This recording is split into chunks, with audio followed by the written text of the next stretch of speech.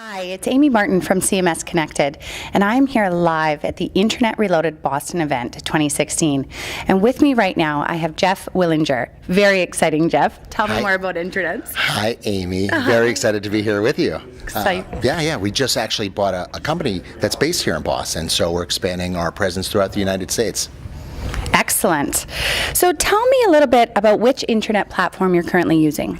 At Rightpoint, we use a platform called SharePoint, which is sort of Microsoft's kind of catch-all solution to intranets.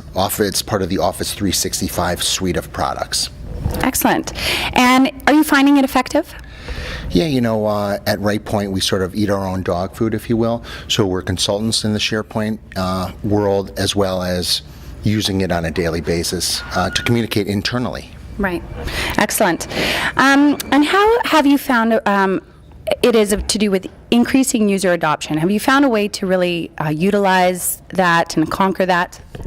So sort of like I run marathons, and the only reason why I run marathons is I like to eat so much, and I see value in running. So I equate eating and using SharePoint the exact same thing.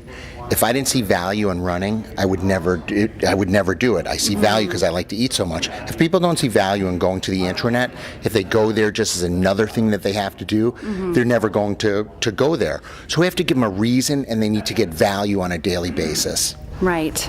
Excellent. Totally.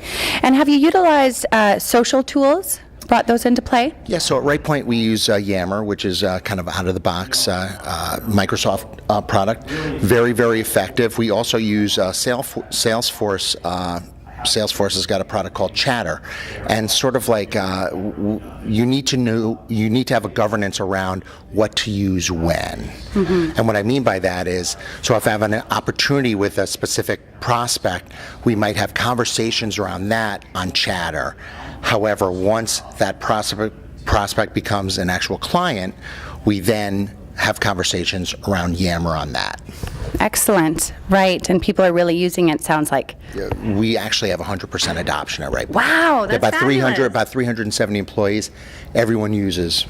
Wow, phenomenal. And have you started to really see the return on investment then? That's usually the biggest question I get. Jeff, we have all these tools. What's the ROI?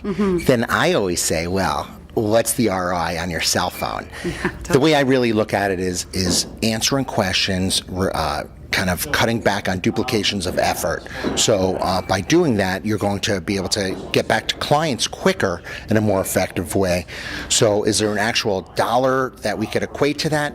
Not exactly at Rightpoint, but I know at companies that we work with, that's all we talk about is how can we kind of be more effective communicating internally. And by using these platforms, whatever they are, it really is the best way to kind of cut back on email, cut back on duplication, and really build that digital workspace. Right. That's interesting. What would you say would be one of the most frustrating elements within the intranet? At our company, there really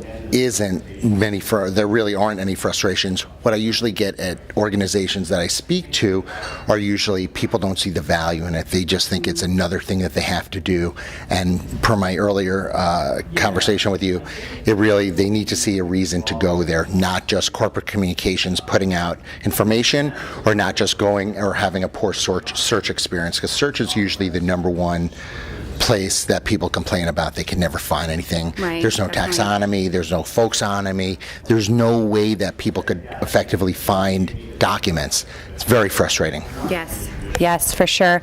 And then my final question, what would be kind of your next steps in making it better?